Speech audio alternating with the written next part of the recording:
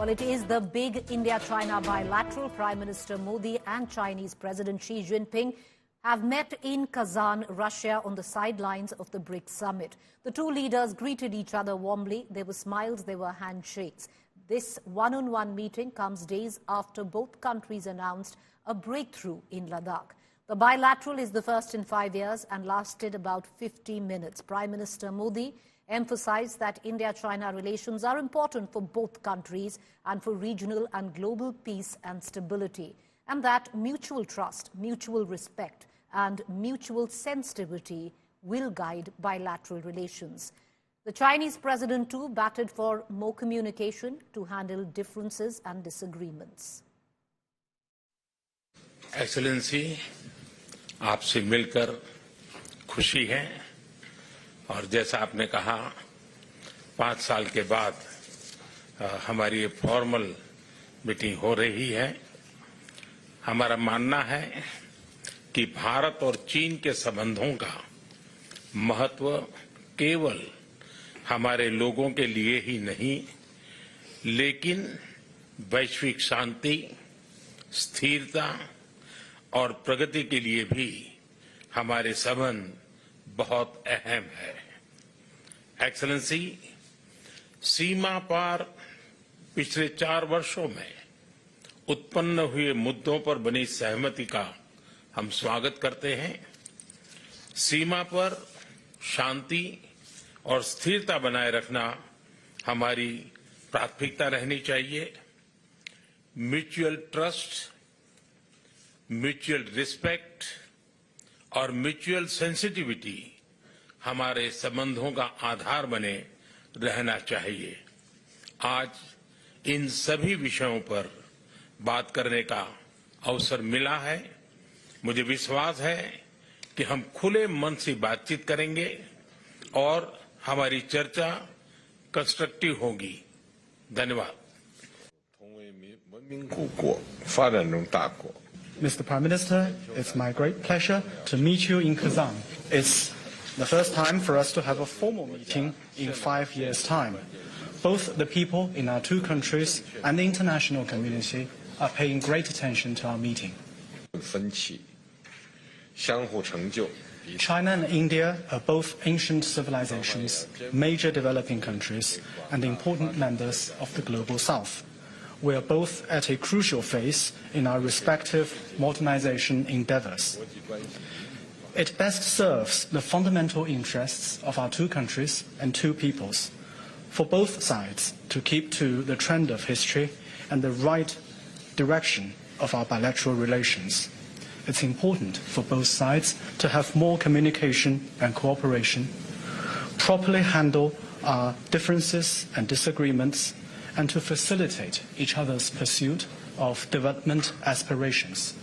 It's also important for both sides to shoulder our international responsibility, set an example for boosting the strength and unity of the developing countries, and to contribute to promoting multipolarization and democracy in international relations. 我愿同总理先生就两国关系和共同关心的问题交换意见。 Mr. Prime Minister, I'm prepared to exchange views with Your Excellency on our bilateral relationship and issues of mutual interest. My colleague Gaurav Sawant joins us from the BRICS summit live. Gaurav, 50 minutes meeting after 5 years and the modalities laid out by the Prime Minister in terms of mutual trust, mutual respect and mutual sensitivity. What more are your sources telling you? So that's the cornerstone of India-China relationship to move forward if China also reads the writing on the wall and not the Great Wall of China. Very clearly, India spoke from a position of strength, while Chinese President Xi Jinping said India and China, the two oldest civilizations, greatest countries, they should lead by example. the taste of pudding lies in its eating. Well, China has to stop transgressions along the line of actual control. So there is an agreement now that there will be disengagement along the LAC at the two remaining friction points, something that China wasn't keen on at all, calling them legacy issues. But now that disengagement takes place at both Depsang and Demchok, the modalities have been worked out on how that disengagement will transpire into action on ground. When will Indian soldiers and how many Indian soldiers will cross that bottleneck where the Chinese were stalling the Indian advance to patrol point 10, 11, 11 Alpha, 12, 12 Alpha and 13 all the way in Depsang and then again in Demchok. So week 1, Indian soldiers will go across. Week 2, the Chinese soldiers will come up to their claim line. Week 3, once again, Indian soldiers will go up to our patrolling points. And week 4, once again, their soldiers will come up to their claim line, which is a kilometer short of Burtse. So that's the way you ensure that a Galwan is not repeated once again or a Pengong So is not repeated. But then there are multiple confidence building measures that have already been in place. And when I asked Foreign Secretary Vikram Misri whether new confidence building measures, including a hotline at the level of DGMOs is required, he said that's the work that's been given to the special representatives on the boundary issue. So the direction that has come out of this 50-minute long meeting, Preeti, for India's National Security Advisor Ajit Doval and China's Foreign Minister Wang Yi is to work out those modalities to ensure that there is peace and tranquility at the borders, which India insists is the cornerstone for this relationship. Very quickly, before we let you go, was India's approach very different than what has been in the past? Because, we've seen it in the past. The last time that India and China bilateral happened between the prime ministers, and President Xi, you had a skirmish in Arunachal. Was the approach very different this time where India is concerned? That's a very pertinent point you raised, Preeti. And when that last engagement took place, I was in Mamallapuram reporting it.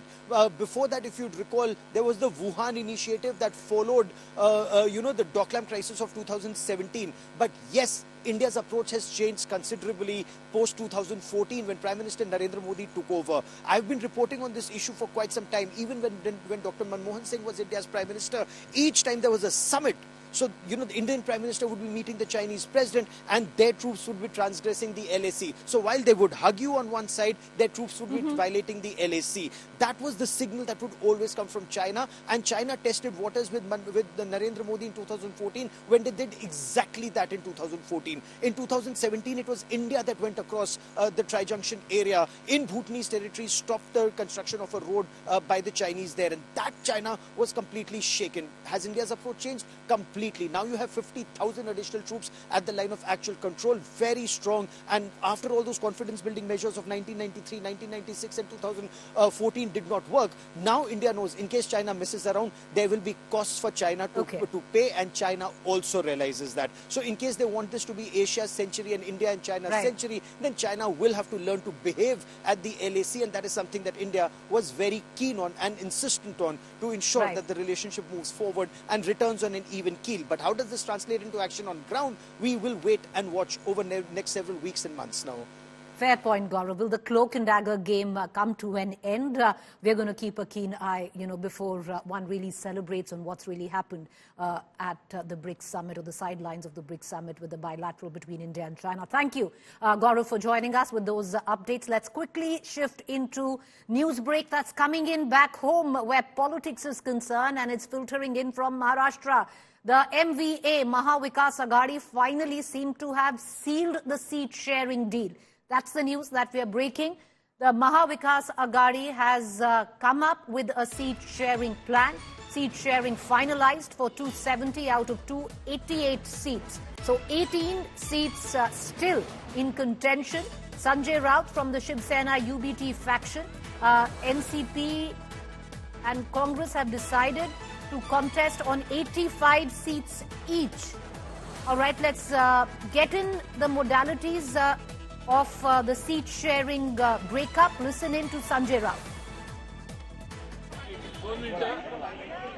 आपल्याला आम्हाला सगळ्यांना पुढच्या कामाला जायचंय, त्यामुळे आमच्या सगळ्यांच्या वतीने संजय राऊत साहेब हे बोलतील.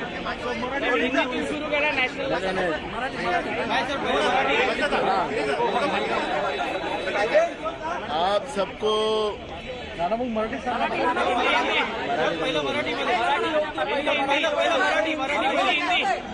सबको पहले मराठी मग हिंदी हम बताना चाहते हैं कि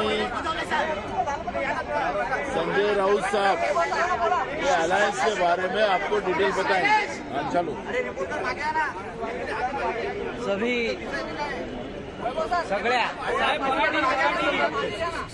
आपल्या सगळ्यांना नमस्कार, जय महाराष्ट्र। आपण गेले काही दिवस आम्हाला सगळ्यांना सन्माननीय नाना पटोलेजी, सन्माननीय जयंतराव पाटीलजी, सन्माननीय बाळासाहेब थोरात, सन्माननीय विजय वडेट्टीवारजी, सन्माननीय अनिल देसाईजी, नाना गवंडेजी, आमचे अनिल देशमुख साहेब, नाना गवंडेजी, सगळ्यांना तुम्ही कायम पकडून विचारायचं महाविकास आघाडीचं जागा वाटप काय झालं, किती झालं, कसं झालं, होतंय की नाही, होणार आहे की नाही. All the leaders of MBA were meeting and discussing seat distribution. You all were catching each one of us to ask what is happening and what is the fate of MBA. आणि पवार साहेबांनी आम्हाला सांगितलं. However, we just had a meeting in the presence of Sharad Pawar. की महाविकास आघाडीचं And Sharad Pawar has asked us to make a formal announcement in front of media today Mahavikas आघाडीचं जागा वाटप हे अत्यंत सुरळीत पार पडलेलं आहे. about the seat distribution which has been resolved as of now. Congress, Shiv Sena Uddhav Balasaheb Thackeray, राष्ट्रवादी काँग्रेस माननीय शरद पवार साहेब आणि all three constituent parties of MBA Samajwadi party असेल, शेतकरी कामगार पक्ष असेल, and also other smaller allies who are with us. आप या सगळ्यांना सामावून घेणारं PNP Marxist Communist Party, पूर्ण झालेलं आहे. Peasants and Workers Party. All right, let's cut across to Ritvik Balekar, who's joining us right now, where that press conference took place, where the seat-sharing announcement has been made. Ritvik, what are the modalities of it all? 270 seats have been announced in terms of seat sharing. 18, there still seem to be some contention or dispute over. Give us the breakup of the 270.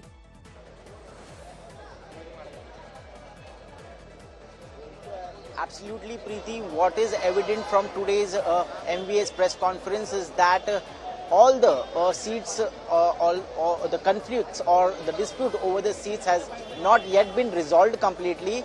After so many deliberations and series of marathon meetings which were held since last 2 weeks, has yet not come to the proper conclusion. And what we've heard from the leaders is that the seat sharing formula until now has been decided as 85 seats to each one of the constituent major parties, and there are nearly 270 seats which has been resolved as of now. On the other hand, 18 seats will be accommodated within all three constituent parties as well as the smaller allies which forms a Communist Marxist Party of India, or be it Samajwadi Party, or be it Peasants Workers Party. So yet the talks are on few seats, and the formula has not yet been finalized. The pact has not yet been finalized.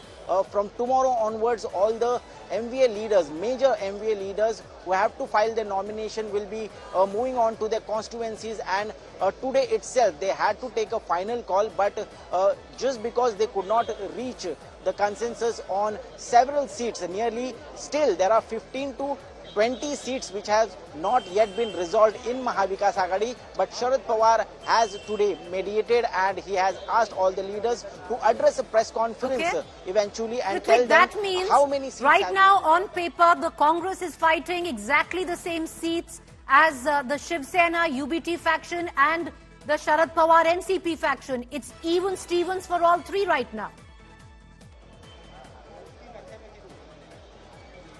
See, till now, Congress and Sharad Pawar faction has not officially announced their candidates list, but just a while ago, UBT Sena has announced nearly 65 names of their candidates. So many of the seats where we were going through that list, we could say that the claims are being made from NCP Sharad Pawar faction as well as Congress. Like, say for example, there's Nashik West seat which is being claimed by Congress, but Shiv Sena has already announced the seat and Sudhakar Badgujar is the candidate announced from that seat. Similarly, the seat of Kurla, the seat of Warsaw has been announced by UBT Sena, which were claimed by Congress and Sharad Pawar faction. So it seems that UBT Sena has now decided that they will go all out with the candidates which they have decided to field in the respective constituencies. They will not wait for MVA to finalize the seat sharing pact, and they have announced their list. Now we need to wait and watch that how many so seats. Not really well. All is not really well where the Maha Vikas Aghadi is concerned. More news also coming in. News breaking, Devendra Fadnavis to meet Home Minister Amit Shah at his residence in about an hour's time. Both leaders to discuss seat sharing in the state of Maharashtra. So both camps where the Maha Yuti or the Maha Vikas Aghadi is concerned, all not well as of now. The Maha Vikas Aghadi went ahead, conducted a press conference, but really nothing constructive has come out of that. You're watching a fact check segment where we bust certain claims masquerading to be facts on social media platforms. A claim floating about after the demise of Ratan Tata. Ratan Tata's dog dies 3 days after the industrialist. Well, the fact check on that, Ratan Tata's dog, Goa, is alive and well.